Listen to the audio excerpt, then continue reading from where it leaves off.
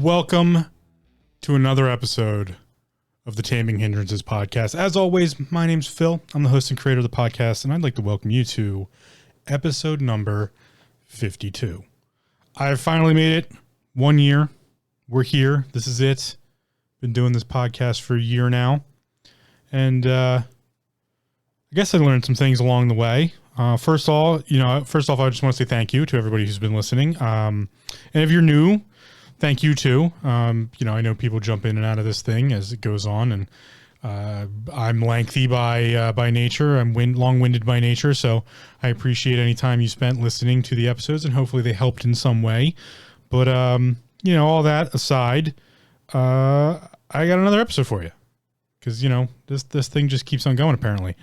So here at episode 52, I have been in the last couple episodes picking cards out of the tarot deck to kind of direct my topics. As you may have noticed along the way, I usually like to pick a single word topic as a definition point, using definitions of the actual words to kind of give structure or give some sort of boundary to the episodes. And this one's no different. The cards I picked today took a while to kind of give me some direction here. It was almost a little draining, actually. I'm feeling a little drained just trying to figure out what was supposed to go into this episode. It's the big episode, right? It's 1 year. It's 52 episodes, and I picked some cards, and actually the first three cards all popped out of the deck together. At first I was like shuffling, and some things like showed up, and it just didn't feel right. And then all of a sudden, like these three cards popped out, and I was like, you know what? Yeah. They all seem to be correct. And then I picked one last one, as I usually do, to give a little bit of clarification because I had no idea what was going on here. So I'm going to go over the cards first, and then I'll give you the topic I came up with after it. Because, well, I have no idea, to be honest, how this all kind of came together and popped into my head, but it kind of makes sense. So let's start with the cards. First card, 9 of Coins. We've seen that card before. The 9 of Coins is a representation of, I'll try to keep this one a little short as far as the card descriptions because we got a big topic to go over. But the 9 of Coins is the representation of not just abundance, but of jobs well done, of yeah, you did it. I guess a good understanding of it would be you baked the cake and you also ate it. Like, you did it all. You did everything top to bottom. Well done. Good job. So I was like, okay, well, that's interesting. There's abundance. There's jobs well done. There's this whole, you put in the effort, you put in the work. Great. What happens now? You revel in that a little bit. So the next card is the Star card, which is kind of a representation of that. The Star card is on the Fool's journey. The Fool is beaten and battered and has gone through all of these lessons and all of this, turmoil, and all sorts of stuff has happened along the road to get to the end of the road, if you along this journey, so to speak. And the Star card comes out, and the Star in the representation of the Fool's journey is respite. The Star is ultimately a respite. And it's a multitude of respites. Not only is it like, self-reflection and healing and taking time for oneself and just kind of like relaxing into that, like, oh, cool. A lot of shit happened. I gotta figure out what happened. Just, a comfortable place to do that, or a controlled place to do that. The Star also represents kind of following your journey, following your path. Oh, that's my North Star. Like, now I know kind of the purpose. I know what's, going on here. And then just to kind of take some time to let that all sink in. After that, the World card came up. I shouldn't say after. They all came out together, but in the order they came up. Next was the World. And I don't know if the World card has come up before. I don't think it has. The World card is a representation of the world, but it's represented by this individual. She's holding the world, but along with the world, it's the way she holds it is very like, I got it. I'm nurturing and taking care of the world. I'm protecting it. But there's also in this particular card, there's it's more than just a thread, but it's almost looks kind of like a piece of cloth that kind of like weaves around her and like around the world. And then it continues from top to bottom of the card. There is no beginning or end. We don't see the beginning or end. And some might say that this is the threads of fate, or, you know, the continuation of time and those things. And I should also note that the world, she's veiled and she has a crown, and, you know, there's gears and all sorts of representations of like the inner workings. And on one side, she has what would look like an angel wing. And on the other side, she has what would look at, you know, what we would classically call, you know, the devil wing or the vampire wing. Like, you know, there's this balance. She has the world. She's the representation of all of it. And the world card is the representation of the end of the journey. And that one freaked me out a little bit. I was like, wait, hold on, what? I got to a year and now like the journey's over? Well, along with that understanding of the world card being the end of the journey, the Fool has learned their lessons. They've learned what they stand for. They learn how to, you know, use their voice. They learn, I dare say, they learned self-awareness. They learned who they were in this journey, on this journey. And at the end of it, they're just getting ready to start another one. Like, so it's a kind of a representation of also cycles of, yeah, you did it. You made it. You went through with it all. You put in the effort. You put in the time. I mean, is there any difference between time and effort at this point? You went on the journey and you learned a shit ton. You learned all about yourself and all of this other stuff, but it doesn't mean that like everything's over. The world goes on. You know, things keep happening. And that's also a representation of the world card is what's next? What's next? And finally, the last card I chose, or not chose, but the last card that came out in picking cards, I was going to leave it at that 3, but I wanted a little bit more clarification because I had no idea what the hell this was all about. I had all sorts of ideas. The last card here is the Queen of Coins. And the Queen of Coins is an interesting card. The Queen of Coins is a representation of like beautification, but not in the sense of making things beautiful, but like finding beauty in the things, but like inherently doing it. The Queen of Coins can take the simplest process of anything and make it beautiful. It's a deeper understanding of the things that the effort, it's a deeper understanding of the things that go into what we do. And the Queen of Coins is the expert at that. She is the master of finding the beauty in just about anything, really. And it's represented by this very ornately dressed woman who is holding this giant coin, and behind her is a multitude of scenes. It's, you know, there's the glass window with the light shining in. There's a beautiful mountain range. There's flowers. It's just this like intrinsically, but not too overwhelming understanding of how to make anything beautiful. In the book, Mystical Manga Guidebook by Ran, and the text by Barbara Moore, which is what I use, my preferred tarot deck because I really like it.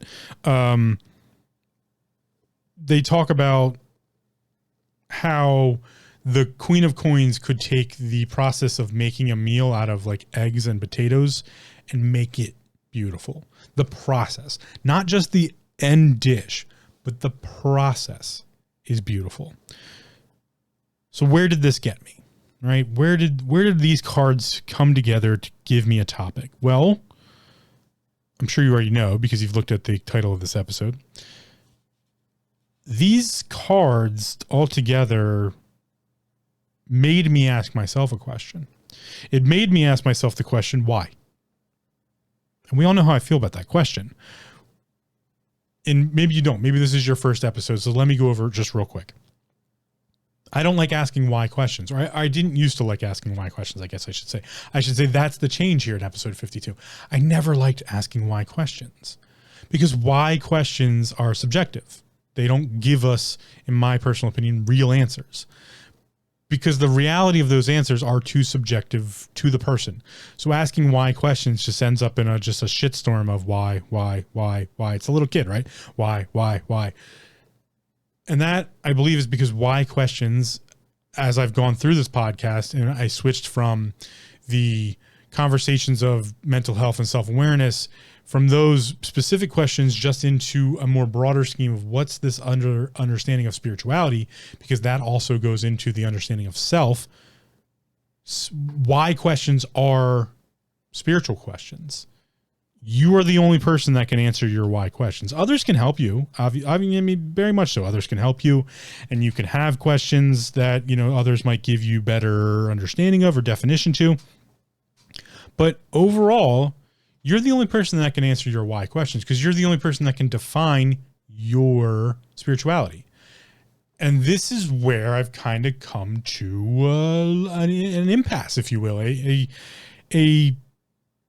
an ending of one journey into another, the representation of the world card, but also having understood that, I had to take time to rest and figure this out, to do this podcast for a whole year, every week, just to understand what is this thing known as why. So let's go to the definition, as I usually do. Merriam-Webster's Dictionary. Shout out to Merriam-Webster's Dictionary. Thank you for all these wonderful definitions I get to use. Merriam-Webster's Dictionary, the definition of why. As an adverb, it is for what cause, reason, or purpose. Big fucking questions right there. For what cause, reason, or purpose. The conjunction of why is the cause, reason, or purpose for which something happens. That's the opposite statement there. The noun why is typically represented as wise, representation of wise, not W-I-S, but wise with an S, being its plural statement. But the noun of why is reason or cause. And here's a real interesting one that I really like. A baffling problem, also known as an enigma. An enigma is defined as something hard to understand or explain, an inscrutable or mysterious person, an obscure speech or writing. So it's, something to keep in mind there when we talk about a baffling problem, an enigma. And then the interjection of why is, it's used to express mild surprise, hesitation, approval, disapproval, or impatience. That's, I believe, what we've boiled why down to in modern society, is this, well, why are they here? Or, why'd that happen? It's an in the moment interjection. It's, we interject the idea of, well, why? Well, why? But why? But why? I don't think that is where we should start with the whys. I think the why should always come after. The why should always be the end piece. It should be the world. It should be the last statement. The why should be the representation of the 9 of coins. It is what comes from putting in the work, putting in the effort, living your life the way you're supposed to, living the way you wanted to live your life or needed to live your life, doing the work you needed to do. And then taking the star representation of relaxation and revelry and respite, and not so much revelry, more respite, and finding that it is the world. It is the ending of one journey and the beginning of another. So it must come at the end. It's the end. It's the impasse. It's the fork in the road, if you will. It's the representation of the Queen of Coins, finding the beauty in the way in which it happened. A why answer is what makes sense of the whole thing. It's what makes sense of all the bad and all the good. It's what makes sense of all the shittiness and the amazingness. It's what makes sense of, and by sense, I mean understanding. It gives you an understanding, a perspective, a qualification, qualification, a subjective reasoning for all the stuff that happened.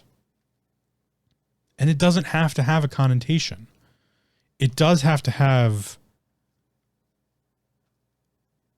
I want to say root here, but I don't know if that's the right answer or the right word to put on it. We'll go back to the the adverb definition here.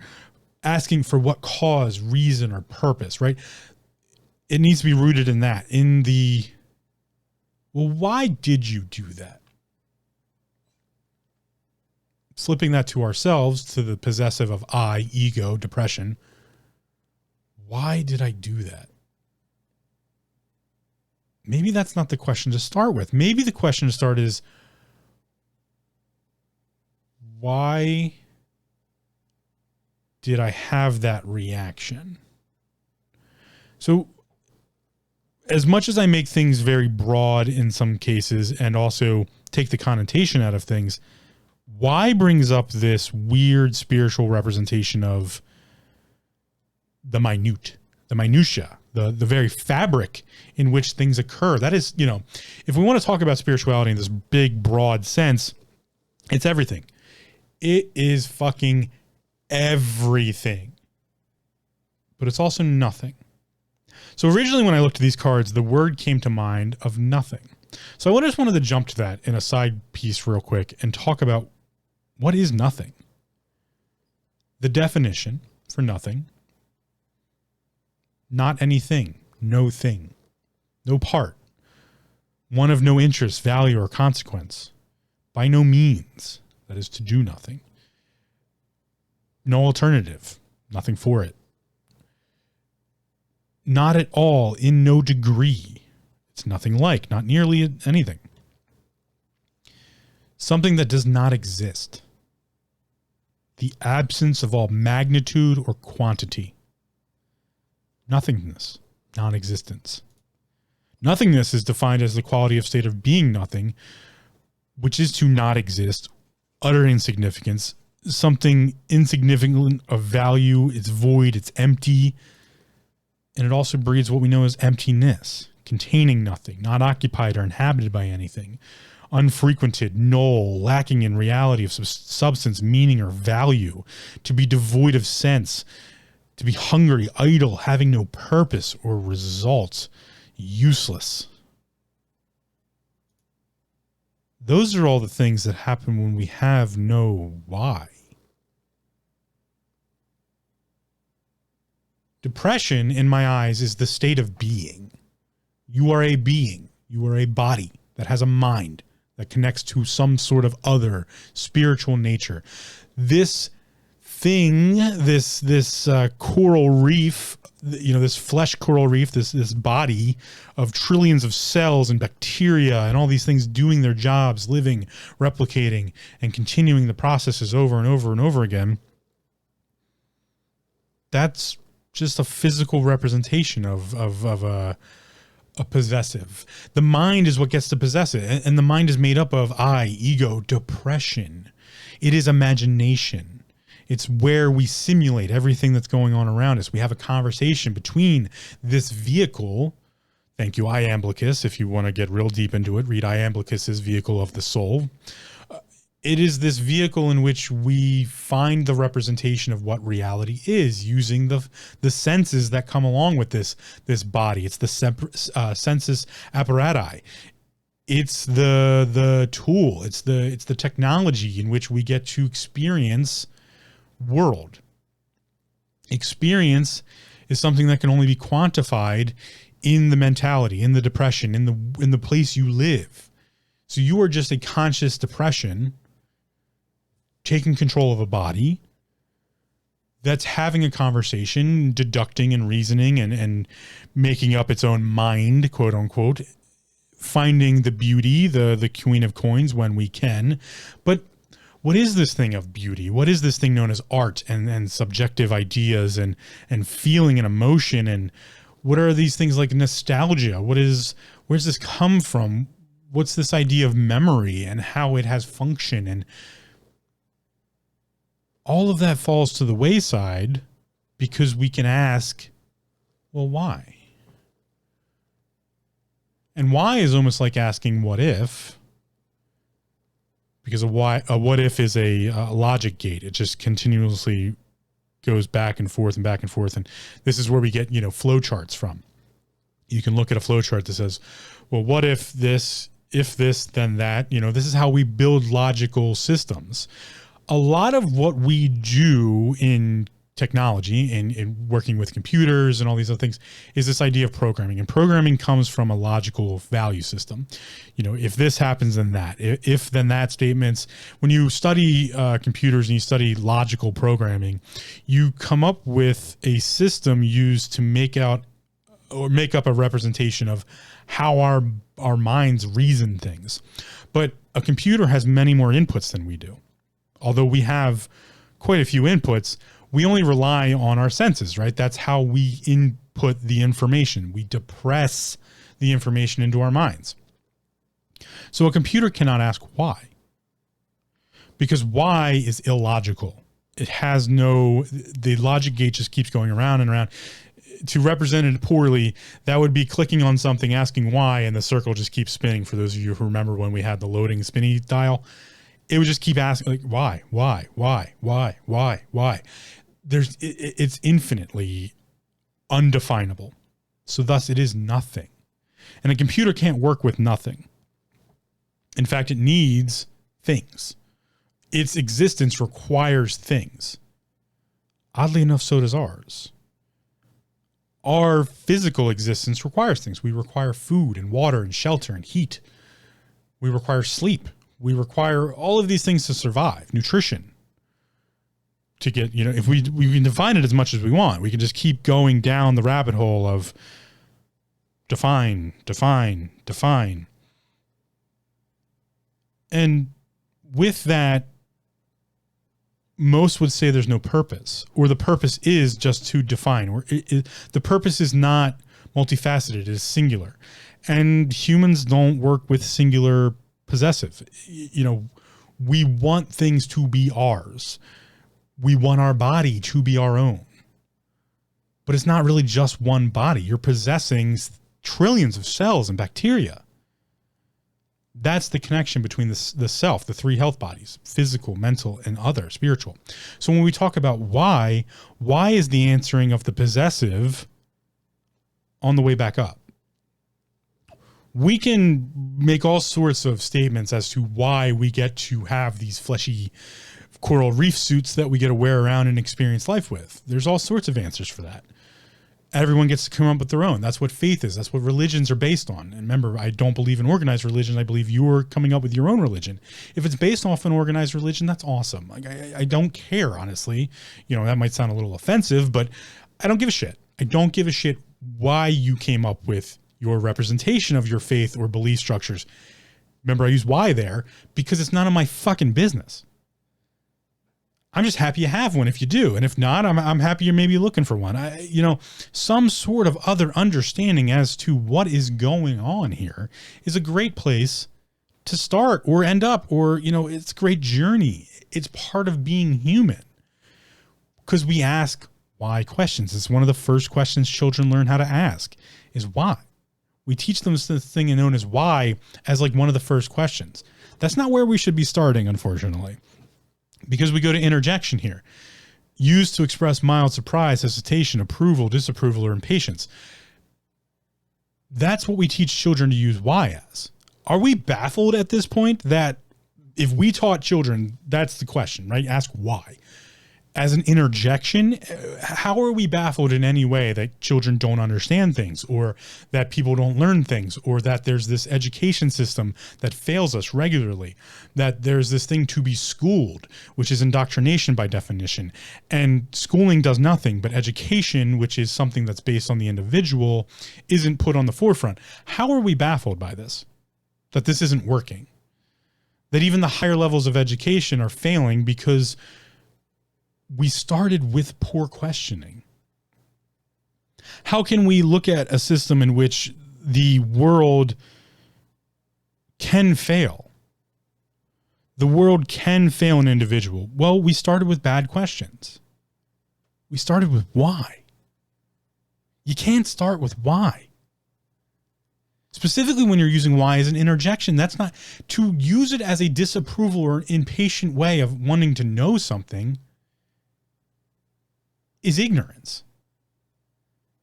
And to continue to do that over and over and over again and expect something else in different result is insanity.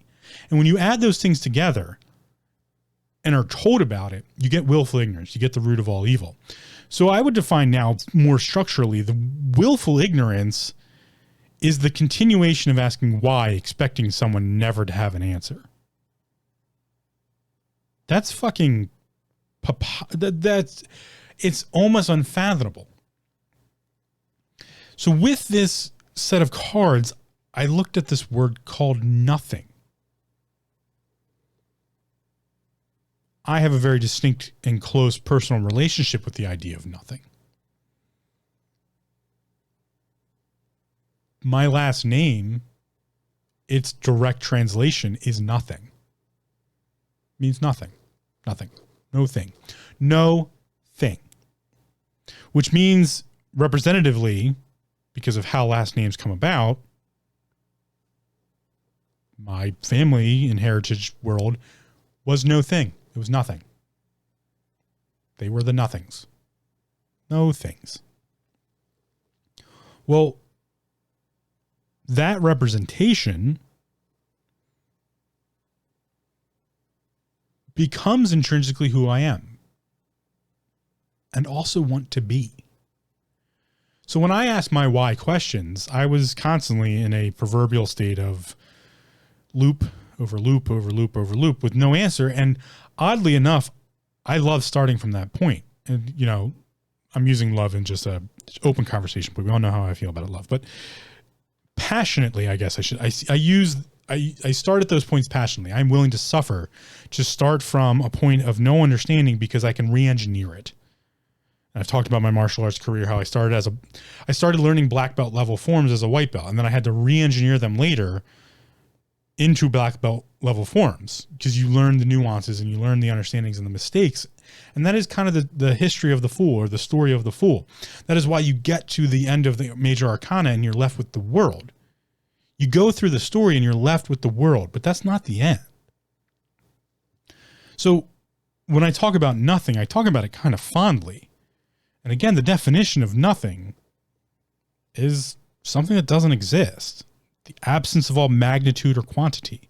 Someone or something of no slight value or size. A light, playful, or frivolous remark, usually plural. Without reason, at no charge, for nothing. Nothing is the representation of why. It's no thing. It's not tangible. It's not arguable. It's not understandable. So starting with why questions it's nothing.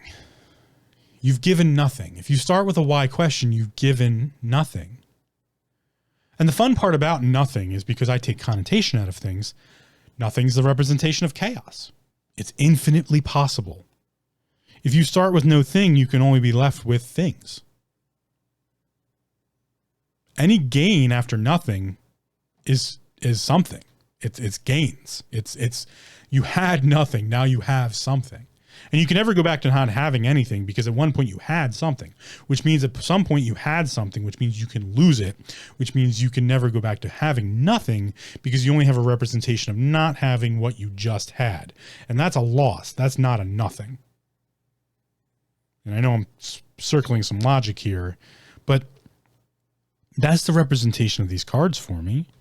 These cards are all representing like having and like abundance and having learned and experienced and finding the beauty in something. And the most beautiful thing there is nothing. It's nothingness. It's complete emptiness. And that's why a lot of the meditation systems out there, and that's why a lot of the mysticism schools and old ancient teachings of meditation or mystical understanding or the practices of magic, like I talked about last episode, talk about this thing known as emptiness, to seek emptiness. It's impossible. And at one point in time in my life, I think I would say, I hate to tell you, but I don't. I'm happy to tell you, or content to tell you, I should say. I don't really do happy very well. I'm content to say nothing's impossible. Nothing is impossible. Nothing. No thing is impossible. Well, you know, some people might turn that into a certain saying here, there, or elsewhere, or some sort of idea of what's the understanding look like there. Like, oh, he's trying to like make a play on words. Kind of, but not really. nothing is only possible once. So to seek emptiness, to seek nothing, it's impossible. Which makes everything possible. Because that's the opposite. That's the duality. And the Trinity there is this question known as why. And so I challenge you to use why differently. I challenge you to not use why when it shouldn't be used. Why is a spiritual question. It's a subjective question. And to ask someone why is probably not the best place to start. Why questions should come very later on in the conversation.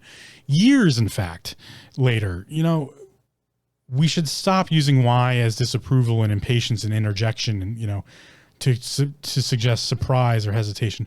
Why did you do that? Why would you do that? That's an emotional response and has nothing to do with whys, because the emotion themselves are a why question. They are a spiritual interaction.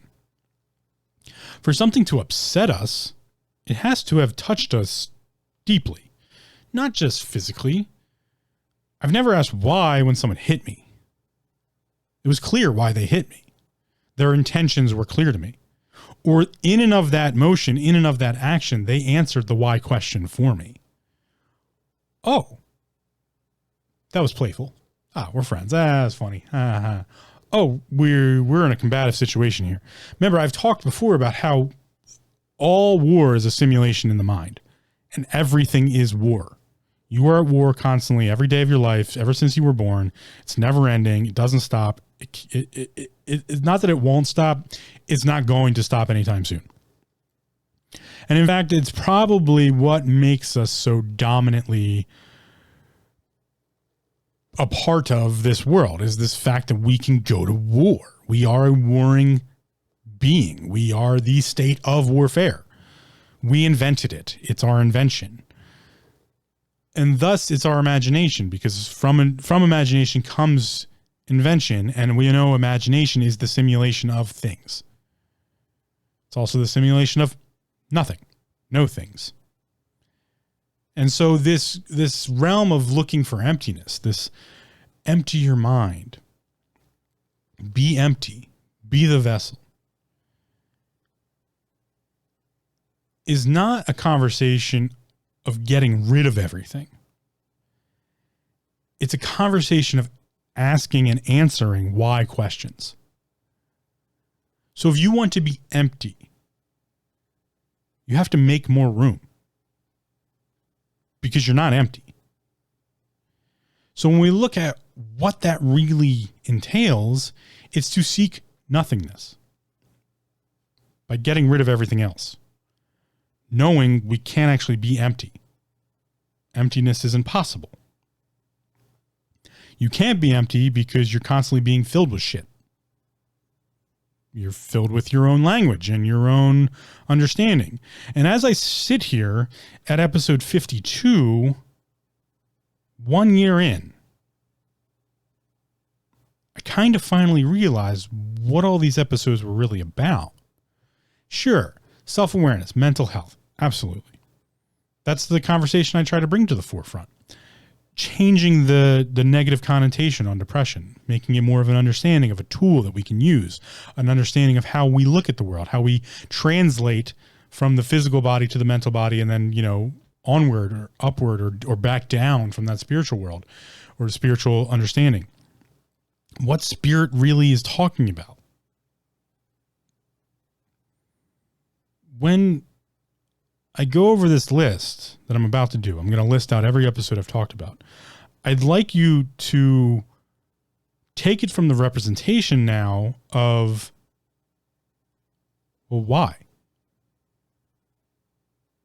And remember, why is this thing we should be asking when we get to emptiness? When we're seeking emptiness, when we have our eyes closed and we're trying to empty our mind, and we're trying to just to be, to live in the moment, to that whole understanding of Zen Buddhism, even in Chan Buddhism, of living in the moment, what Miyasashi talks about, what most warrior poets talk about, what Stoicism represents.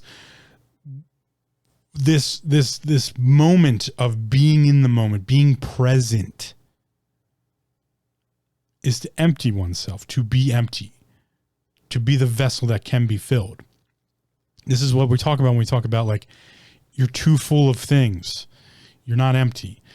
The cup is half empty, half full. You know, too many minds. Pay no mind. These are ways of saying, have you answered your why questions yet? So when I go over this list again, I want you to think about why. Not from the surprise, hesitation, approval, disapproval, or impatience, the interjection method. No, from the what cause, reason, or purpose. How do these represent baffling problems, full enigmas? The definition of enigma being something hard to understand or explain. And so if we want to seek emptiness and nothingness, if we want to seek the ability to be present, we have to start answering why questions in the end. And again, why questions are spiritual questions. They are subjective. You're the only one that gets to answer them for yourself. So let's go over the list. Episode 1 was the intro. I was just kind of introducing myself. Why would I do that? Why would I do that? Why would I want to introduce myself to my listeners? Well, I need them to get a better understanding of who I am and what I'm going to talk about. Because if you're going to be present in that moment, things have to be on the table. You have to be able to, you know, see something and learn something and interact with. Well, the body's doing that constantly. So awesome. The intro is it could be touch, could be sound, could be intro just represents introductions. How the introduction is put together, that really doesn't fucking matter. You know, be it awkward or not, or it just needs to be authentic in that regard. To answer a why question, you need to be authentic to answer your why questions, to represent who you are, what you're about. So I had to introduce myself. Education, belief, language, relationships, emotions. They build our reality. That was episode number 7. It was reality. What are the whys? Why educate yourself? Why believe something? Why use that language? Why have that relationship? Why feel that emotion? Why are you stuck in this reality? Or why is this the reality in which you choose to be in? Or why is this your real representation of what's going on? You have to answer those questions in order to be in your own reality. If you can't answer why, you got to go back and start over. You got to go back and look at, how do I empty that? How do I find ways to compress that even? How do I put them all together? You got to ask the why questions. You can't start with the why question. Remember, it can't be like why did they educate me that way? Why did they make me believe this? Why did they use this language? No. These are your why questions. Why do I think this way from the way in which I was educated? What has that done to my representation? Why do I believe these things? You know, why is it that I believe what I believe? Why do I use this specific language? Why don't I pay attention to my language more? Why am I in these specific relationships, and why do I avoid these relationships, or why do I keep getting myself into these relationships? Subjective questions based on some other thing, typically known as spirituality. I'll pause that thought. I just had a thought, and I'm going to pause it for a second as we go farther into this, but because we're going to come up to it here. So next up, choice, change, perspective. Why do my choices matter? Why might my choices correlate to the changes I want to see, or why am I not getting the change I want or need? Why do I have this perspective? Why is this perspective showing me these things or making me see these things? Mysteries, systems, truth, identity, depression. Why are mysterious things important to me? Why might a mystery show me something or give me a representation of something that I haven't seen yet? Why do systems matter? Why are the systems I'm using working or not working? Truth, identity, depression. Why do I believe something to be true? Why is this the truth I represent? Identity. Why do I identify this way? Why don't I like the identity that I have? Why am I depressed? Why can't I use my depression? Why is depression not talked about in this way? Why is my depression not my own? Or why is my depression my own? Death, life, time, thought, humanity. Why do I think this way about death? Why does death affect us? Why does death affect me? Why doesn't death affect me? Are you getting, I'm not going to go over each one of these because obviously there's 51 of them, but those are the type of questions. So, we go on self, body, mind, other. That was talking about, those in conjunction to, in collaboration with each other. We're talking about why do I have these representations that I see, myself, my body, my mind, my other, my spiritual. Then we talked about initiation, unknown, content, not content. Also, I doubled it up actually, but initiation, unknown, content, freedom, vox, your voice, intention. I did the sequitur, chaos, creation, order, destruction, cycles, intuition, instinct, insight, imagination, talking about all those things. Effort.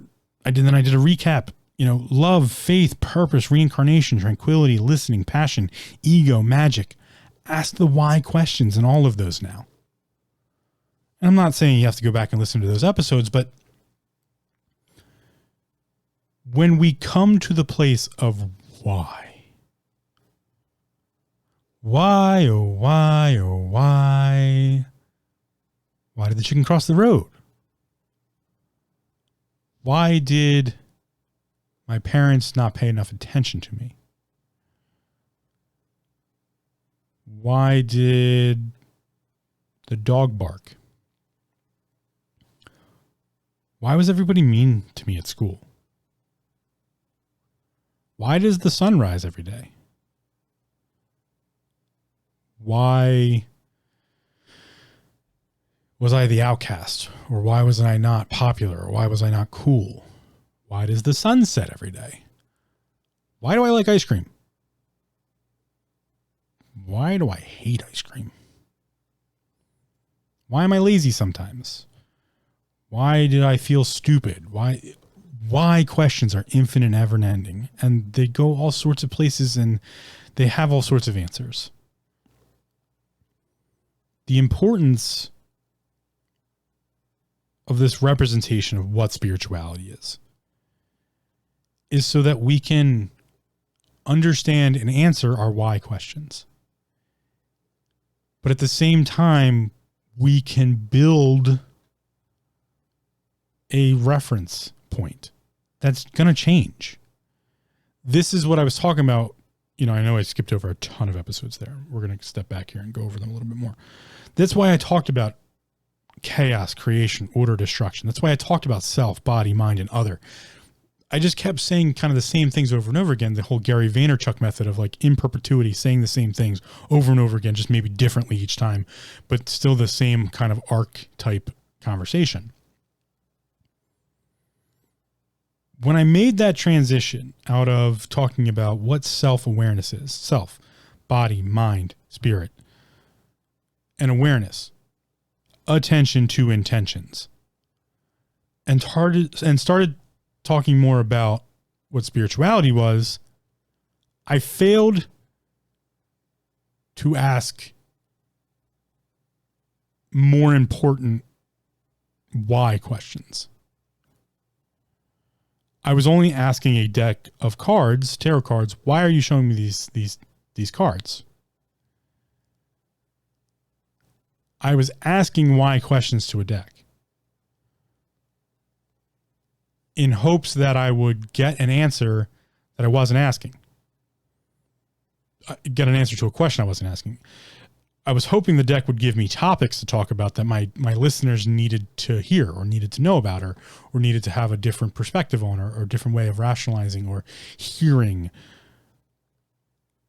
I was failing to understand that I was asking the deck why questions and in some way getting back why answers. Using a tarot deck is specific to myself. Some people might not understand what it's about or what it does or how to use it, or might scoff at the idea of even letting it represent things or topics to talk about. So in reality, I was asking this whole time for 52 episodes now, a whole year, what the fuck is my spirituality about? Why do I see the world this way? Why am I able to break things down into smaller pieces that are easier to digest? Why am I who I am? This whole podcast has been a massive why question that has no answers. And that's the most important part, because it's the most beautiful part to me. These cards not only gave me the topic, all the cards, but today's cards not only gave me the topic of why, but it was also a representation of like, yeah, I put in the effort. I looked deeper. I've been looking deeper my entire life. Last episode I talked about magic. I've been studying magic since I was like, 7 years old, 8 years old, 9 years. I've always been looking for these answers. Why I've chosen the outlet is a better question. Why did I choose a podcast? Because it worked. It was cathartic. This whole thing. Why did I do this podcast? It was cathartic. It was selfish and not selfish all at the same time. It was like a great balance of learning about myself, answering some questions, defining them, putting them down into a format which was solid. It was a stream of consciousness. I made up a lot of it as I went.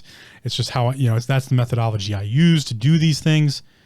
At the same time, trying to help people learn about self-awareness. What is mental health?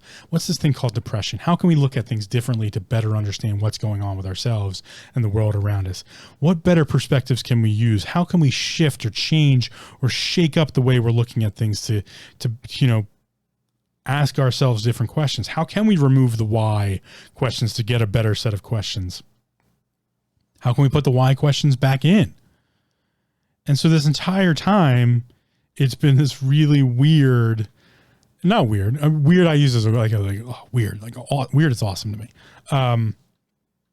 Almost unfathomable, ununderstandable, nothing. It's been this whole no thing. It's never been a thing to me to be like, oh yeah. Podcast episode also equates to me. And so I've found this odd balance of talking about myself while also helping maybe others do the same. And I think that's a really good representation of spirituality. I think why ultimately doesn't matter.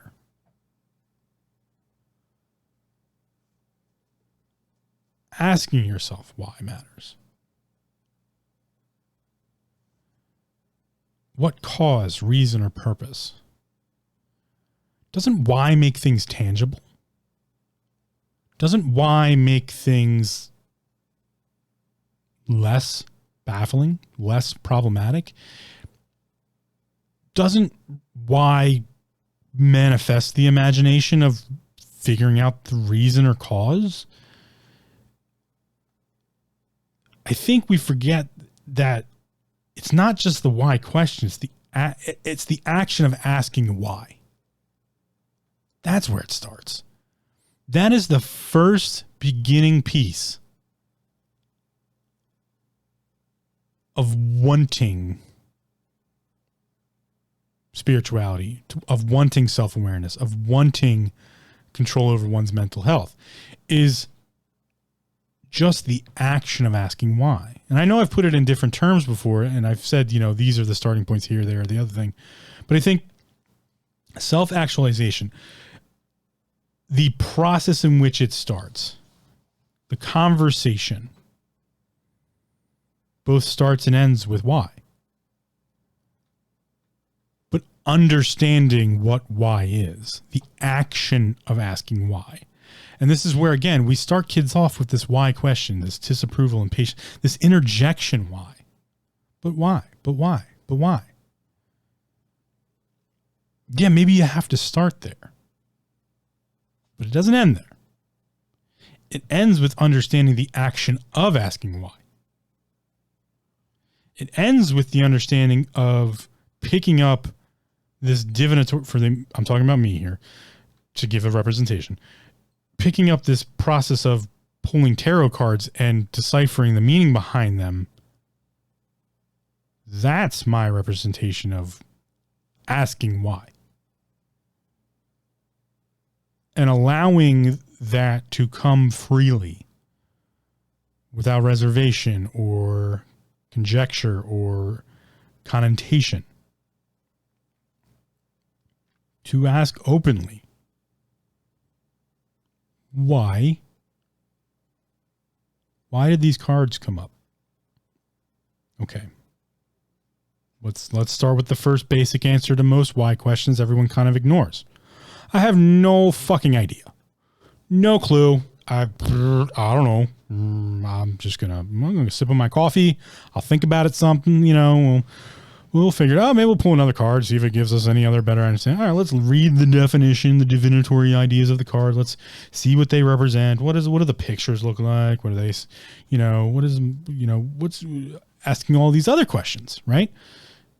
And then coming back and being like, oh, okay. Oh, all right. Yeah. Well, maybe why might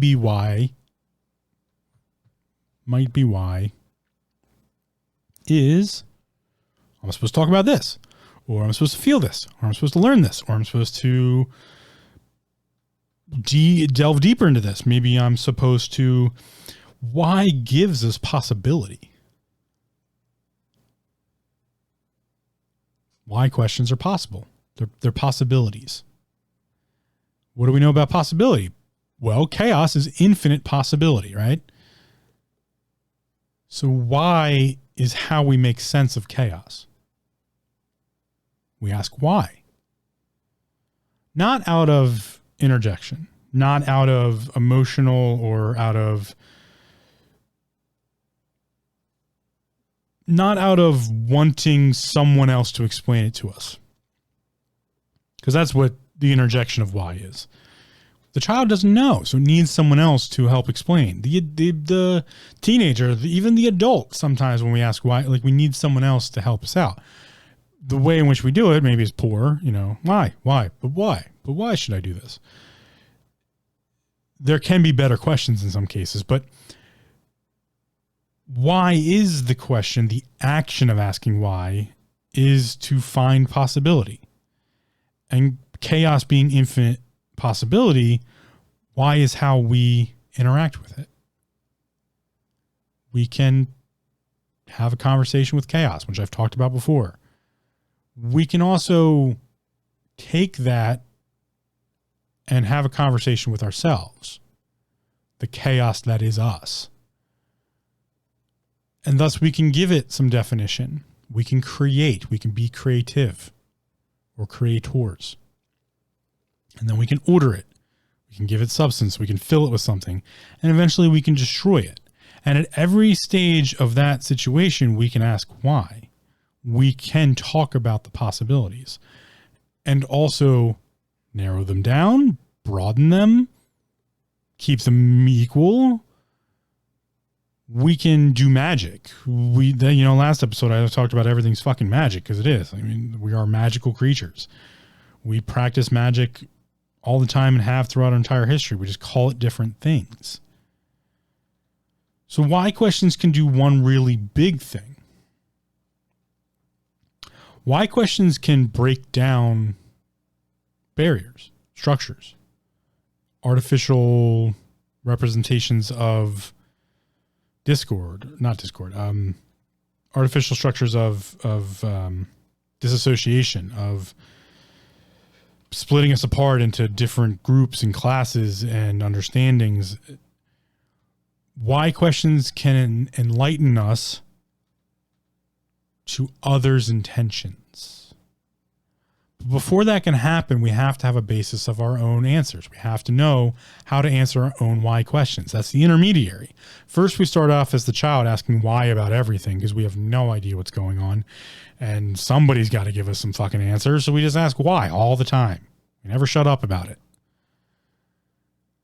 And then we get tired of people yelling at us for asking why, so we try to figure out a better way to ask that question. So we start asking ourselves why, and we start making up our own minds about things. And then eventually that gets tiresome because we don't know if we're right or wrong, and we have to figure out if we are right or wrong, or if we want to be right or wrong, or if we just want to be right, or if we just want to be wrong. And we have to keep asking us all these fucking questions all the time because nothing ever makes sense, and life is a shit show constantly.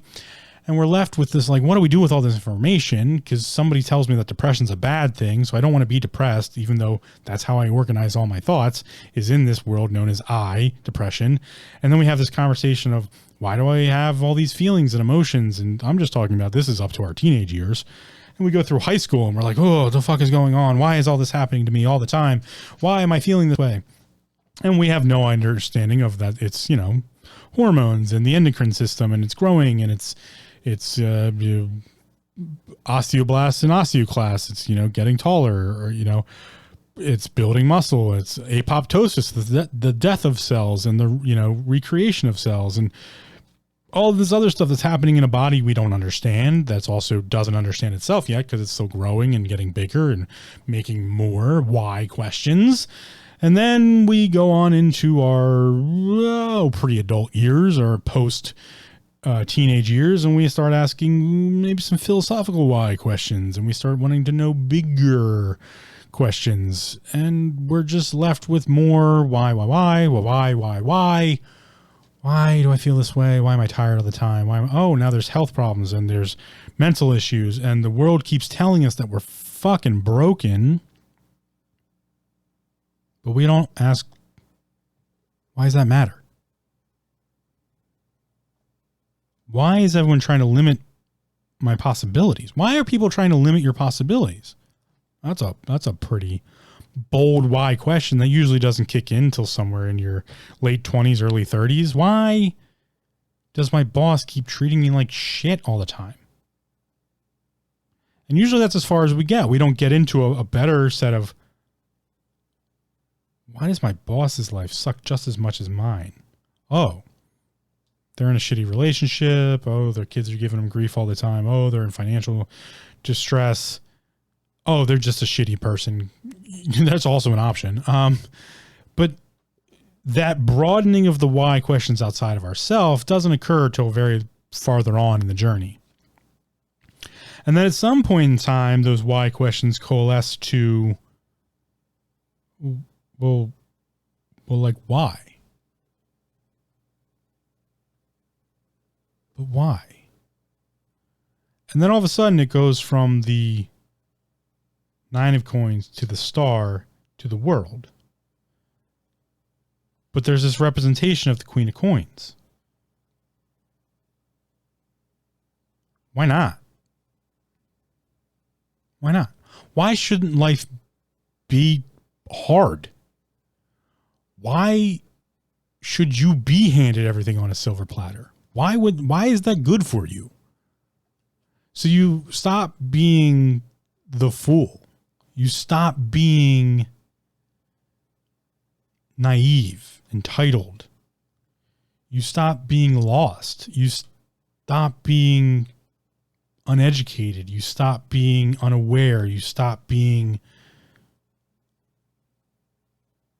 not who you really are. You start learning, I can answer some of these why questions. I can give some definition here. And I can start pulling some of these why questions together so that if I have to ask why, I already have a basis of, what that really looks like. And thus, you get this weird Queen of Coins moment where you get to look back and you get to say, that was all kind of beautiful. That was all kind of worth it. That was all kind of terrible, but like good terrible, bad, like good and bad. You know, it's maybe balanced, or maybe it was just fucking chaos, and that's cool in and of its own way. It's beautiful in that sense. So going to this Queen of Coins card, I'm left with, not left with, but I start to get this weird question of, why might it be beautiful? Well, that's such a subjective idea. Why is something beautiful? Because it isn't. Because it's nothing. That can make it beautiful. I don't like to go out places. I like to stay home. I like to read books. I like to study things. I like to keep to myself. I don't trust other people very often. I don't even really like to be around them all that much. I hold them no ill will. I'm just very comfortable with being on my own, by myself. I like cooking my own meals. I like doing what I want to do. I'm selfish in that regard.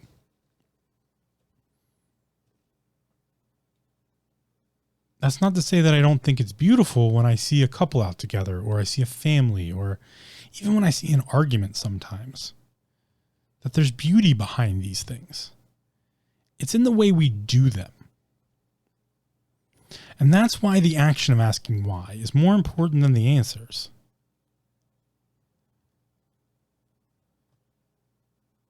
We often ask why to get an answer. I challenge you to answer why you do that. Why do we ask why questions just to get answers? How does that help us in any way? Why would that matter? It doesn't. Why does the answer matter? The answer to that is there's no answer. It doesn't really matter, but there's no answer to that. It's the act of asking the why questions. That's what brings about the whole end of the world.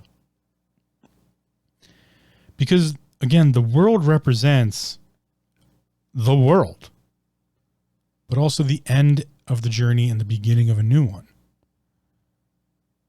Some might say every birthday you have is the act of asking another why question.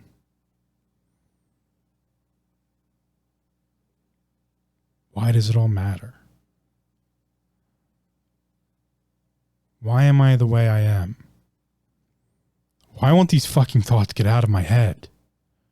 Why do I keep going to this very dark, very scary place? Why do I feel worthless? Why can't I just seem to get the fuck out of bed? Why am I this way?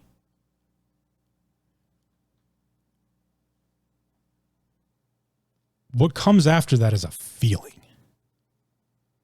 And the feeling is the answer, not the answer to the question. The act of asking the why question means you think you are important. Let me say that again for those of you who might actually need to hear this. When we ask why questions, we make ourselves important to the world. Because you're who defines it. That is what your depression is for. So one of the most beautiful things you can do, in my personal opinion, and yeah, I'm just some crazy fucking dude on the internet on this podcast talking to you, and I'm cool with that. But one of the most beautiful things you can do is ask those questions, those taboo questions of, why am I here? Why am I just such a piece of shit? Why am I a horrible person? Why am I so self-loathing? Why am I Why do I even exist? What's beautiful about that question, or those questions, that group of why questions, is they mean you're important. Took me fucking 52 episodes to figure that out. 52 episodes talking about self-awareness, mental health. What the hell is this thing known as spirituality? Spirituality is the point in which you realize you're important to the world because you had to ask why. You had no other choice. You ran out of options. You were like, fuck, I don't know what's going on here. I have no idea. Zero clue. You are nothing. So you had to ask why. You had to do it. You had to ask. Everybody's got to ask. Curiosity, cats, doesn't kill them, by the way. You had to ask why. And if you had to ask why, it means you are important. Even if you don't believe it, you are important to yourself. Sorry to tell you, not sorry to tell you. You're important to yourself. You had to ask a why question. It means you're important because it mattered. Both mattered and is matter. The world can't exist without you if you're asking why questions. That's the whole beauty behind this thing known as Earth, the world, the place we live.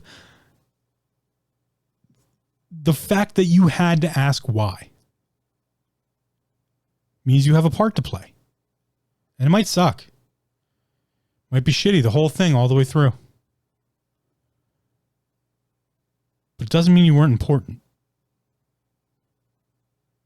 You're important because you had to ask why.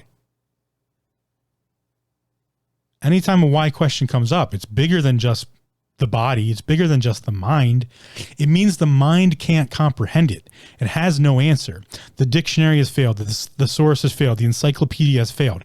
Every possible way the mind tries to come up with an answer has all failed. So you had to ask why. And if you have to ask why, that means there has to be an answer. Divinity cannot exist without the human mind in this reality, in this realm of things, in this materium, asking why. Why are we here? Without that question, there can be no answer. This is the conversation of duality that actually is Trinity. We are the greatest measuring system this universe has ever seen that we know about. Because we give purpose to everything. Our existence gives purpose to so much shit. And yeah, we get to be selfish in that way. And yes, it is selfish to think that way, but we're that important. The earth has no reason to exist without us. Because it would have no reason to have animals. It would have no reason to have plant life. And even if it did, just the fact that we do exist means that we're important to that existence. That just as animals are important to us, we're important to them. And so experience is what matters. And why questions define experience. And experience is the act of effort. And effort is what matters. Not the achievements. All of these cards talk about achievement. The Nine of Coins, achievements. The Star card, reveling or having respite in understanding your achievements. The World cards, to have achieved the end of the journey. But the fucking Queen of Coins asks a really important question here. Was it beautiful?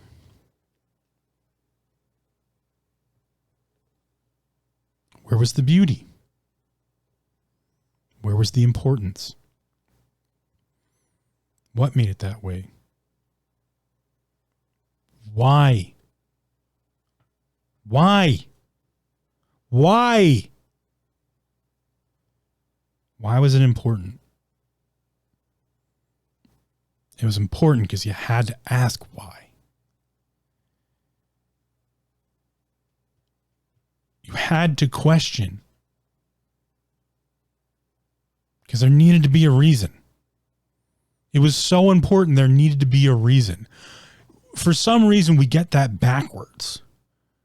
And it's because when we were kids, we were taught, you ask why to interject. You ask why to be surprised, to be hesitant, to show approval or disapproval, or to be impatient about something. Oh, come on, why? Let's go. Come on, why? That's what we were taught to use why questions for, and it's fucking wrong. But you have to start there sometimes to realize that it was wrong. So I'm here to give you that understanding. Why questions start off that way? Because you were taught. I can't blame you for being taught that way. That's how we teach children. That's how we teach them to use why questions. And in some cases, they just come up with that way of using it no matter what, because they're looking for reasoning. The beautiful part about that is if something needs to be reasoned, it has a reason. We constantly look for reason in things, not understanding by the act of looking for reason, we give it reason. We give it purpose. So back to the very first definition of why. For what cause, reason, or purpose? Because it has cause, reason, or purpose. So when you have to ask why about any part of your life, you're important. I don't care what anybody else says. Logically, I've made that connection. So people can tell you all they want. You're fucking useless, or you can call yourself useless for all I care. Doesn't matter. You had to ask why. And thus you had a cause, a reason, or a purpose. I like to use logic, and I've logically come up with a statement that makes it so that everything has purpose in some way or another. Good luck arguing it. You got to ask why to do it, and it's too fucking subjective to use it. Sorry. You can't use it interjectingly. I won't allow that. That's not the correct use of why. It's a use of why. It's not the correct use of why. In that subjugation of, what's the conjunction here? What's the cause, the reason, or the purpose for which this happened? Because it had cause, reason, or purpose. It is the most beautiful loop ever. It's the logic gate that can never be answered because it just ends in a loop. That's why we don't use why questions in logic.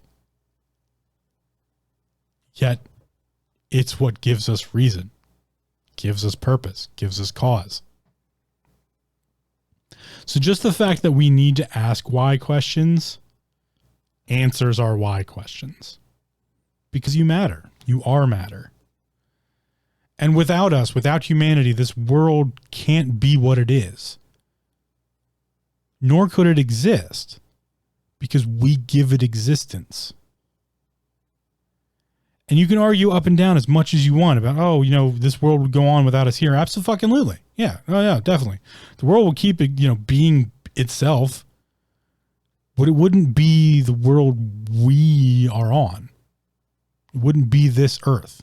It would be something else. It would change. It would morph. It would become something other. And maybe, in the thought process there, something else would gain sentience of the degree in which we have sentience so that it would have purpose again. Because we don't understand enough to make those claims yet. And thus we need things like faith and religion and spirituality. But again, not the organized versions. Never let someone else decide what your purpose is or why you should exist.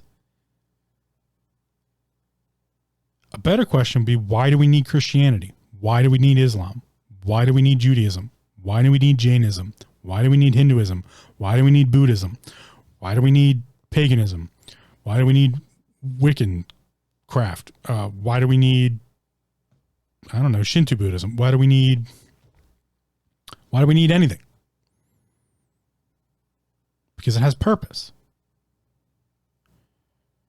They were supposed to be structures to help us better understand what's going on around us, to give us purpose, give us cause, give us reason. But that's not the way to look at it. That's the creation lie that I've talked about many times. You can't start at creation. That's a lie. You have to start at chaos, infinite possibility. to answer why questions with a point of creation being the start point?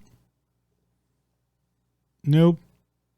What you've done there is made the purpose of the people to be the religion. And the religion is supposed to answer what the purpose of the people is. And it can't be creation. That doesn't work that way. Because we give purpose to the gods. That was one of the most fundamental understandings of most pantheons. And thus it was the first thing to get destroyed. Gods can have no purpose if there's no one to worship them. The tarot deck can have no purpose if there's no one to divine for. The human can have no purpose if there's no world to live on. We'd have no purpose. And by world, I also mean the world in your mind. That's the home depression. You didn't think I'd bring it here, did you? Self-awareness and mental health. That's what this podcast was all about from the very beginning. So the why, without depression, we'd have no purpose. Without a place to experience and explore and imagine, we'd have no purpose. Nor could we give purpose to the things we give purpose to. So I had to ask myself, and I would challenge you to ask yourself, why am I depressed? It's because I'm fucking important. That's why. I'm depressed because I'm important.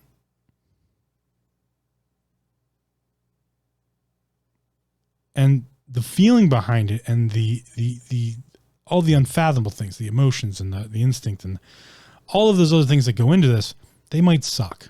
Yeah, they might suck. Because, yeah, our purpose might be just to make fucking these assholes in ivory towers rich and to make them feel powerful.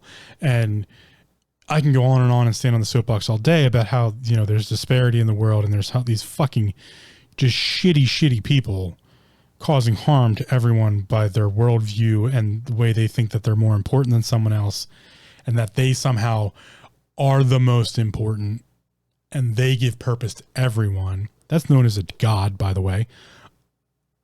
I would challenge Bill Gates not to try to define himself as a god at this point. Why should I believe anything he says? Why? Answer the why for me. He has no purpose unless I give it to him. Same thing for a president or a pastor or a priest or a CEO or any of these things have no purpose unless I give it to them. So the finality of why, where we come to at the end, the conclusion of our why story that I've been talking about here, is when we realize, Queen of Coins,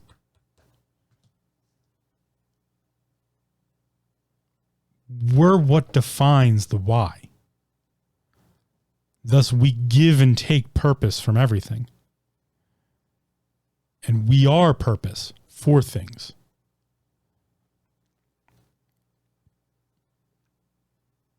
I'll stand on a pretty terrible soapbox to stand on nowadays, which is to say something along the lines of, and this might even get me canceled, I don't really give a shit anymore. Something like the World Economic Forum should not be given purpose by anyone. They are terrible people who think that your purpose is to serve them. That's not okay. And it's not okay because when you realize that you have the power of why, you get to say, oh, no. I don't give you purpose. I don't give you representation. I am your purpose. You serve me now. It flips just like that. We all have to agree that we use this thing known as the dollar or the euro or the dinar or the ruble or the yen.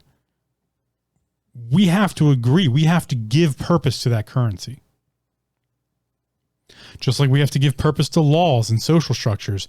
We have to give purpose to the police and the firefighters and the EMS, the EMTs, and we have to give purpose to our military. We have to the people give purpose to things, not the other way around. That's what's known as godhood. A god does not exist unless you worship it. Or it wouldn't be a god. You don't exist without your body. You can't be an omnipotent presence over nothing in this reality, this materium we exist in. And thus we have to ask, what the fuck is the Queen of Coins in this equation? What are the answers to how these things become beautiful? What is the way to do them in which they are beautiful? Why do we do the things we do? Why do we do them the way we do them? Why do we give people above us power that don't deserve it? These are all why questions. And the real beauty behind that is you're the one that answers those questions. Maybe you want to give credence to your God of choice. That's fine. Maybe you want to give power to people above you, thinking that they're somehow smarter or better than you. Okay. It's a pretty bleak outcome, but okay. I can't stop you from making these decisions and these choices. You get to make them. I prefer if you didn't have to make them ignorantly, though. I'd prefer if someone came along and gave you the realer, or actually that's more real. That's even terrible. Gave you information that would better help you understand what why really means. It's not surprise, hesitation, approval, disapproval, or impatience. It's not. It's to find out what the cause, reason, or purpose for something is. Understanding that just by asking the why question, you've given yourself now cause, reason, and purpose. And that goes for everything. That's why we are the coin. Humanity is a coin in which measures itself and other things. When we ask why, we build or create the necessity for an answer, even if that answer is there's no answer. So we're immensely powerful. Even the smallest among us, even the most meek, those who consider themselves the least intelligent. If you want to talk about humanitarian rights, we have to talk about how powerful we really are by asking why. Anyone can do it.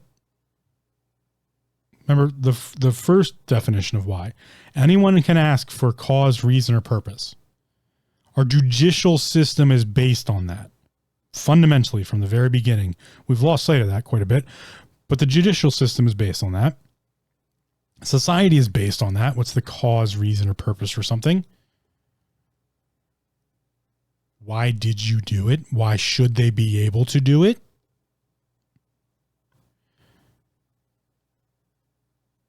When you hold that amount of power, you're equal. You get to ask why.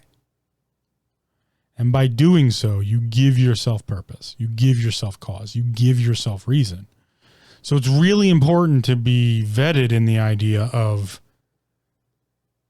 if you're going to question another why, you better have your own. You better have your own understanding of why.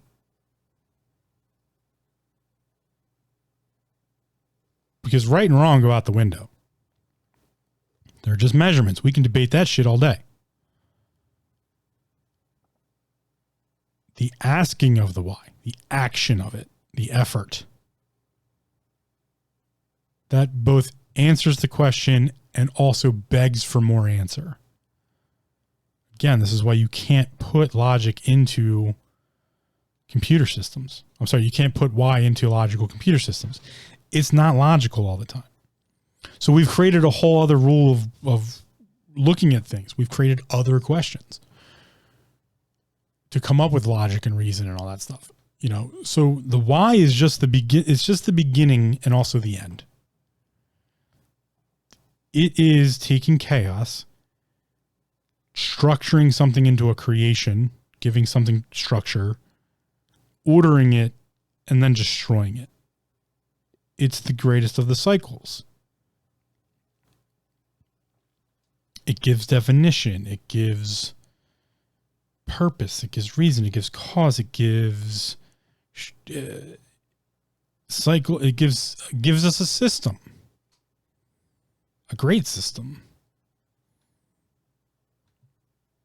But it also sometimes leaves us feeling empty or that we're nothing. And that in and of itself is an enigma. Something hard to understand or explain, something inscrutable or mysterious, an obscure speech or writing, also known as a conundrum.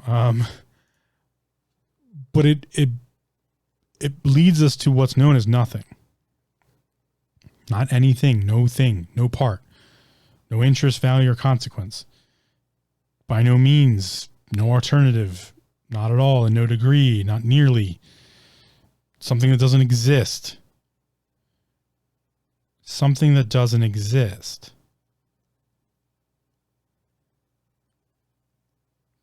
To ask why is to exist. Because it asks for definition.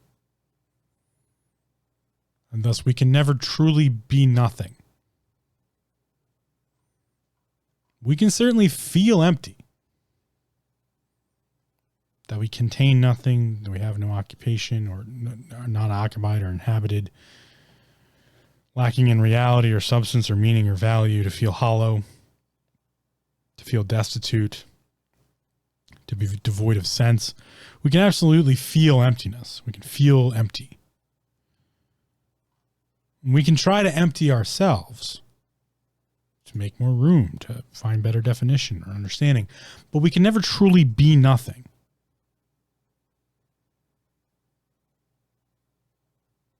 So you can't ever let anyone make you feel that way because they're wrong. It's in the logic. It's in the reason. It's in the cause. It's in the question. Why? So you can never be nothing. That's really what why represents. Because everything has beauty. Everything has Queen of Coins. Everything has the process in which it occurs is beautiful. And you can add all that cliche stuff you want. You know, beauty's in the eye of the beholder, blah, blah, blah, blah, blah, blah. But 52 episodes, I gotta say, spirituality is inherent to humanity. It's inherently what we are. Because it's the realm of why questions. Which means we're spiritual beings. Which means our existence is the ultimate why question. One of my favorite book series is The Hitchhiker's Guide to the Galaxy, Douglas Adams writes about how, you know, humanity or a race of super intelligent beings create this computer called DeepMind.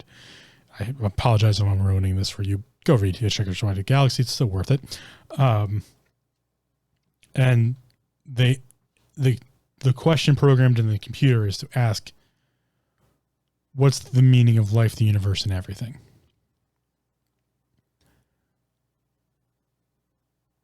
I'm not going to ruin the answer to that. Read the book. But you also find that the computer creates a simulation. The real part of the story that I found interesting is the computer creates a simulation in which to figure all that out. And it's going to run for, I think it says 1 million years or something like that, or 1 billion years. That always fascinated me.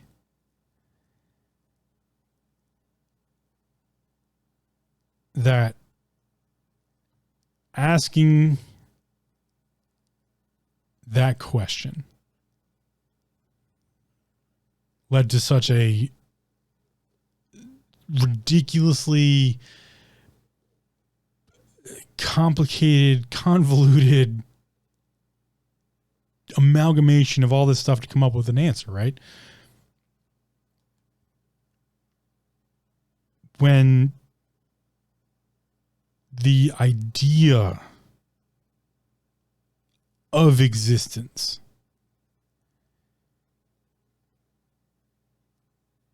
is the answer.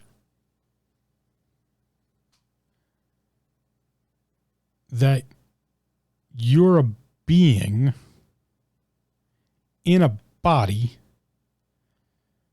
that has a mind that translates things between something else that we don't really quite understand, living on a fucking planet, not revolving around, but in a heliocentric orbit behind a giant fireball, hurtling itself through space and time in a revolution around probably what is a black hole, that's also in a revolution around, or a heliocentric orbit or pattern around what's probably just a bigger black hole, which all has magnitude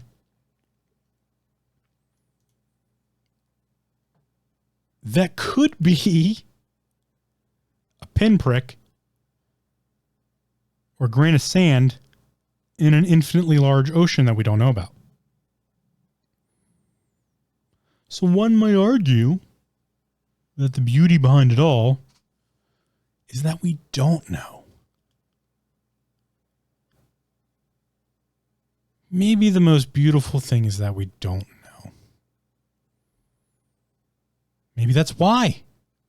Maybe that's the answer to all the whys. In fact, it's the only answer that answers every question. I don't know. I don't know answers every question. I don't know. I don't know. Why am I here? I don't know. Maybe I should find out. Why do I feel this way? I don't know. Maybe I should find out. Why do people do shitty things? I don't know. But maybe we should ask them. I don't know. I do know part of the reason I did this for 52 episodes, and I'm probably going to continue to do it, is because it was cathartic. It made me think about things. It made me come up with different understandings. It made me ask different questions. But as for why, I don't know. Because if I did know, that would be the end. And I don't think I'm ready for that just yet.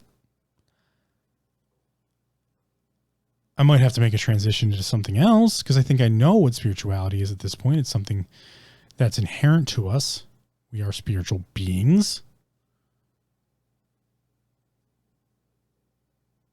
And I know that matters because we ask why. Why gives it purpose? Why gives it reason and cause?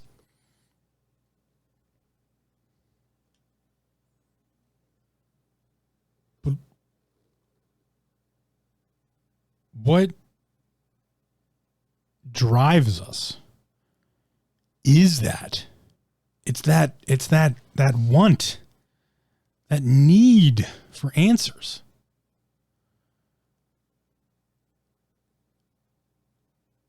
So why do we keep looking at each other instead of looking at ourselves? Why do we keep drawing conclusive lines? Why do we keep drawing divisional lines when all the answers to the universe are inside of ourselves? Because the universe has no purpose without us. Because even if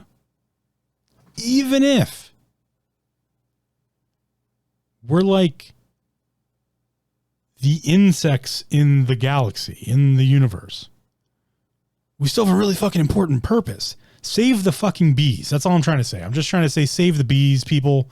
Like, without the bees, we're in trouble. We need our pollinators, those little beautiful bastards. We need them. Save them. But like, you get my point? Like, even if we are the bees of the universe, we're still fucking important. Like, super important. So why do we keep looking for like ridiculous purpose if not for the fact that we are spiritual? That we do have some grander purpose. And that, yeah, sure, are all our definitions for that matter. Like, they're all important. They're all great, you know. I don't believe the organized ones are, though. But, you know, whatever your definition come up to. But we're just trying to posture and be important to ourselves without understanding what that actually means. If there is something so infinitely more powerful than us, known as a God, we're the most important thing to it. Because without us, it doesn't exist. Sure, maybe there's another world full of more us who also gets to give it purpose. Maybe there's a bajillion. Who knows? There's big giant fucking words in numbers for some reason. Maybe there's 1,000. Who knows? Maybe we're not the trouble children in the bunch. Maybe we have our shit pretty sorted out for the most part, that it doesn't have to intervene all that much. It's like, oh, no. They got this Earth thing. They're doing pretty good with it. Somewhat. There's this other world, like way over here. I gotta go over there again. I gotta go take. Who knows? Maybe they're aliens. Who knows? We don't know. But that means we have purpose, right? Because if we don't know, we can find out. We're really good at that. We're awesome at logic and reason and you know, figuring things out. We're really good at that. We're so good that I have to bring up a pretty big why question real quick. Why is it we're constantly at war with each other? Why is it famine and hunger and starvation exist? Why is it we have energy crises and problems? Why is it that we have all of these problems constantly? Because we clearly have purpose in the universe, in the galaxy, and on this planet. We just haven't figured out how to define it correctly. That's why these things exist. Because we've been too busy looking at the little tiny why questions that other individuals want us to focus on instead of focusing on the bigger why questions. It is completely within the capability of, 7-8 billion people to come up with a conclusive idea of how to prevent poverty. If 8 billion of us can't figure that out, we're fucked. Okay, then maybe that's the answer. All right, we're fucked. Just go ahead, live your lives. Don't Mad Max it. That's not the right answer. But we've gone as far as we can go. I don't think that's the answer, though. If 8 billion, and that's just right now. Think about all the people that came before us. Look at all the progress we made. Triple that. Triple it. Where would we be? Where would we be if we didn't allow kings and queens and politicians to get in the way of progress? Because they need to feel important. Because they need to feel like gods. That they need us to make them important. Where would we be if we just said, no, you're not important. Go away. Bye-bye. We don't need you. We don't want to hurt you. You just need to come back into the fold. You need to come back. Come back on this side. You're just a part of the group. Group project, everybody. No one likes to do them, but we got to do them. What happens when that bullshit goes away? What happens when we decide that No, we're not going to go to war anymore. What happens when all the soldiers just go like, no, man, no, like, no, I'm not going to let you launch the missiles. No, I'm not going to let you shoot someone else. No. What happens when that happens? What happens when everybody goes like, oh no, no, we're not going to continue to give us your tax. We're not going to continue to give us your tax, our tax money. We're not going to continue to pay that. Like, what reason do I have to pay your salary? That's what a free and open market looks like, by the way. Maybe I'll get into that another time because I'm about to go on a huge soapbox and I probably should just leave it as it is because I've done pretty well in this episode of not getting on one of my giant soapboxes. But that wouldn't be me, right? That's why I kind of try to save them towards the end now. What would happen? What would happen? Why should we let others make those decisions? Let's talk about some interesting ideas. If you took all 8 billion of us and you put us in a 3x3 box, pretty much the size of a prison cell nowadays, if you put everyone in a 3 foot by 3 foot box, all 8 billion of us would barely take up, I believe it's the size of Texas. I don't usually do this, but I'm going to look something up because I want to do the math real quick, right? So what's the square foot of Texas? Square feet of Texas. Feet of Texas. Texas is a pretty big state, right? All right. The landmass of Texas is 268,820 square miles. That is hundreds, thousands, millions. Holy shit. Hundreds, thousands, millions, billions. Oh, it's 7 trillion. 494 billion, 271 million, 488,000 square feet. Okay, cool. So there's 8 billion of us. 8, 0, 0, 0, 0, 0, 0, 0, 0, 0, times 9 square feet, right? 3 by 3, 9 square feet. 72 trillion. I'll go back. Billion. Okay, so we wouldn't quite fit inside of Texas. That's fair. That's fair. We would fit in 10 Texases. Okay, well, let's look at the United States of America. United States square footage. Square footage. Here's an interesting one. What's the square footage of the United States of America? I don't even know if there is an actual figure for this. But essentially, we'd fit inside of 10 Texases. Right? 1, 2, 3. 1, 2. No, I lied. I lied. I lied.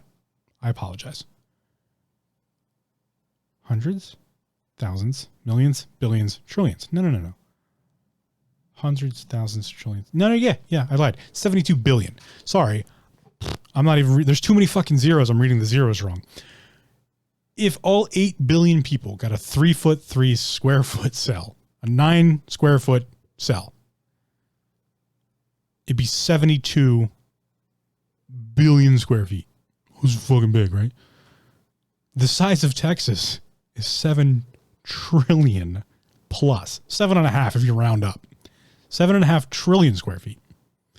So everybody could fit in about 100th of Texas. 1/100th of a Texas is enough space for all the people in the world on the planet Earth.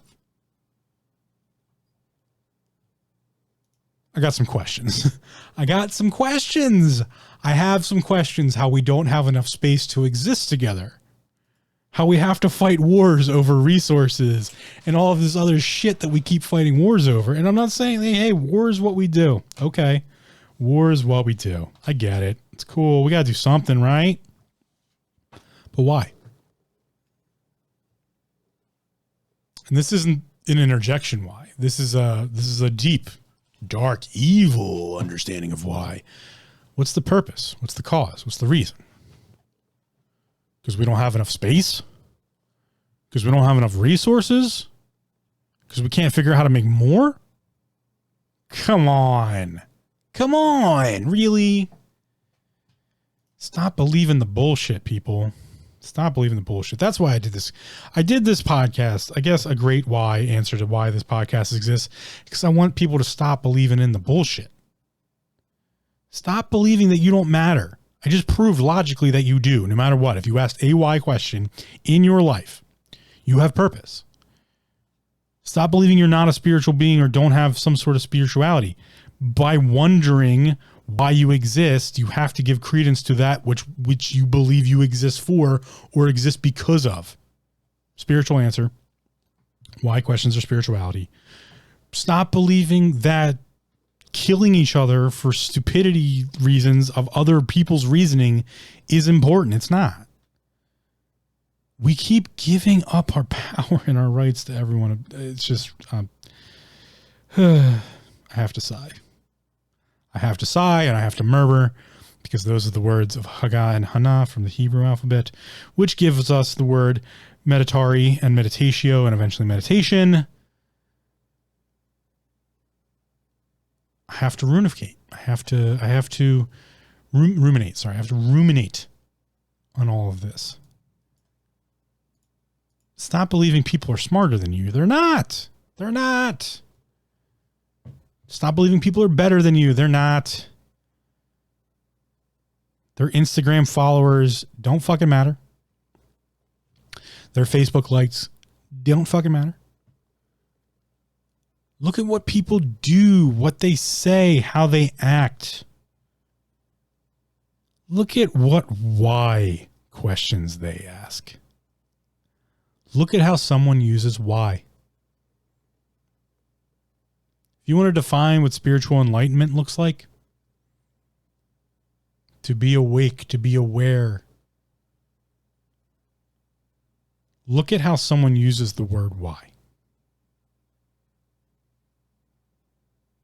Yeah, I just spent almost nearly 2 hours just getting to this point right here. Thank you for waiting 52 episodes. Something like, I think it's close to 65, 70 hours. No, it's probably more than that. It's probably closer to 100 hours. No, let's say 70. Just a little shortchange it. Thank you for waiting 70 hours, a whole year, 52 weeks. For me to get to this point right here. What could be the cumulative reasoning for this? It could be the absolute why of this podcast. Is to get to the point where I get to tell you, if you want to know what's going on around you, if you want to know who someone is, if you want to better understand yourself, if you want to better yourself, if you want to understand if you should talk to someone or if you want to understand what someone represents, if they have your intentions, your betterment in mind, if they have you in mind at all, look at how people and pay attention to how people, be attentive of how people use the word why. Do they use it selfishly? Do they use it objectively?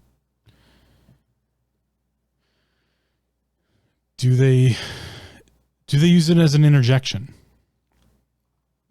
Do they use it as a conjunction, an adverb, a noun? How do they use it? How people use why, or why people use why, will tell you almost everything you need to know. So I have to ask questions, and I'm going to piss some people off here.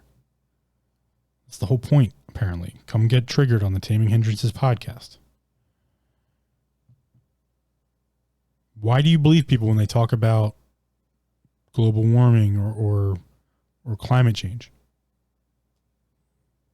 How are they using the question why?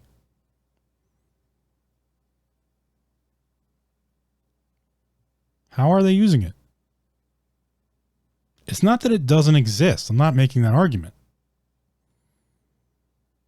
I just don't believe theirs, because their why is to make them more money, or they would stop flying on jets. They would stop pushing policies that make the companies that they're invested in more money. They would do it objectively instead of subjectively. So the answer to their whys are they're more important than you are. What makes you believe people when they say that someone else is bad and we should kill them? We should go to war with them. We should wipe them off the face of this earth. If it's to sustain the military complex, military industrial complex, then again, the answer is for them to make more money. And to do that, people have to suffer and die.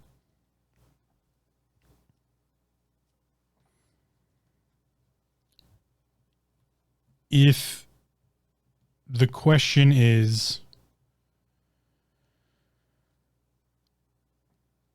or the use of their why has anything to do with that, then why the fuck do we listen to them? And no, I'm not saying go riot, and I'm not saying burn down the government and rein it in. Rein it in. Pull back on the stick. The plane is headed for the ground. Pull back on the stick. Pull up on the yoke. Pull up on the yoke. Bring the plane back into a nice glide. We're headed for a mountain, people. We got to pull up. 8 billion. Billion with a B. Wait, is it trillion? I think I fucked that up. Hold on. What's the population of the world? I might have gotten that wrong. I apologize. But you get the whole point anyway. Population, world population. Is it trillion or billion? No, 7.96 billion. So it's 8 billion. Yeah. No, I was right. See, it's so crazy to me that I have to double check the numbers constantly. I'm like, wait, hold on. Billion with a B or trillion with a T? Yeah, like, why? Why, right? Sometimes, yeah, you come back to that interjection, but really it's to look at like where the why comes from and what the why answers are for. Like, are they selfish? Are they... So again, coming back to the very end here, it's almost been 2 hours, coming up on 2 hour mark, which I guess is warranted for the 1 year anniversary episode here. If you want to understand things better, the things around you, figure out how someone's using why. And that includes yourself. How are you using why? Because that will change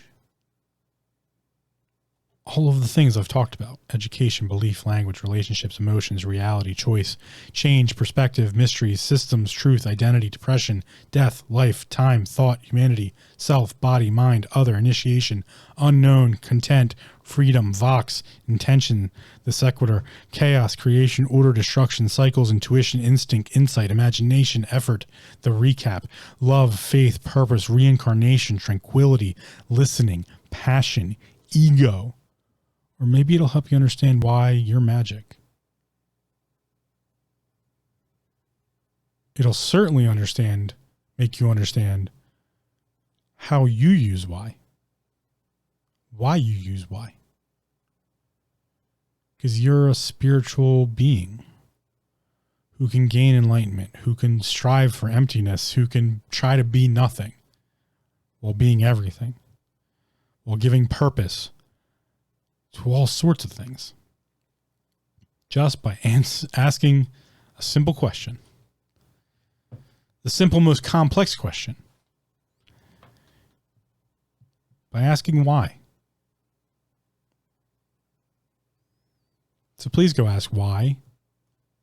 Challenge some whys. Figure out how people are using why.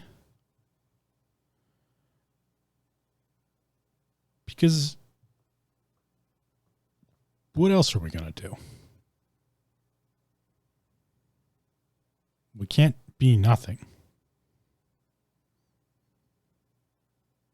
Because we have that word. We have that question. So if you'll notice, title of this podcast, episode 52, is not why with a question mark. It's simply just why. Thank you so much for listening. I really am grateful for it. I don't know where I go from here. I'll probably just keep consulting the cards. We'll see what happens. If you'd like to support the podcast, you can head over to taminghindrances.com. Head over to the archive. There's a bunch of links and all sorts of stuff there. You can use the link to go over to purebulk.com. Great, just an amazing company. They offer some of the best supplements on the market. Use coupon code Taming Hindrances, TAMINGHINDRANCES, for 10% off. I get a small commission in all sales. It's much appreciated if you do that. Share this podcast with other people. You can call for that. That would be really awesome if you did that. Leave a review, leave a like, positive comment, negative comment, leave some sort of comment. I have no idea how this all works. I've been doing this a year and I have no idea if anyone listens to this or not. I know a few people who do. So thank you to you and everyone else. And I'm sure I'll come up with something else to ramble on about. It's what I do in the comfort of my own studio, not around anybody. And as for my why, I guess this is kind of sappy, but my why is you. My why is the listener. You give me purpose. That's where I got this from. That's where this all comes down to. When I have to ask, when I'm really asking why, right? The title of this episode, why, no question mark, just why, it's you. It's the listener. This is my mentality of to be of service to the community. I can't exist without other people. That's what ultimately brought me out of my suicidal nature. It's still pretty unfathomable to me to live for myself. It's also pretty selfish of me to try and say I live for others. So I try to pick a solid middle ground of to be of service. And that gets me by. So I do this podcast for other people while also doing it for myself. It's cathartic for me, but I have no purpose if I wasn't also trying to help others. I think we can walk a very small path in between those two things. I think it's okay to both be of service, but to be of service to yourself as well. To have a little bit of selfishness, to have a little bit of reward. It can't all be reward. There needs to be some effort towards the other side. That's what the universe calls balance. So as much as, yes, this is cathartic for myself, it would have no purpose if it wasn't for you, the listener. So thank you. Truly, thank you. And I'll probably keep doing this, I think, because it's kind of enjoyable. I'll talk to you on the next one. Again, thank you.